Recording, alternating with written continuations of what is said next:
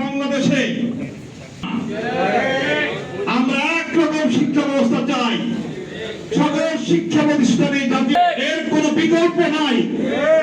বর্তমান সরকারের কাছে এই দাবি নয়। আমরা এদেশে একরকম শিক্ষা ব্যবস্থা চালু করতে চাই, যে শিক্ষায় আদর্শ আলোকিত মানুষ তৈরি হবে, যে শিক্ষা ছেলে মেয়েরা একই শিক্ষা গ্রহণ করবে।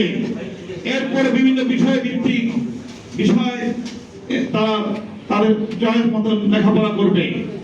সুতরাং এখানে হিন্দু বৌদ্ধ খ্রিস্টান সকলের জন্যই সে আলোকিত মানুষ হোক, আমরা এমন একটি শিক্ষা ব্যবস্থা চাই।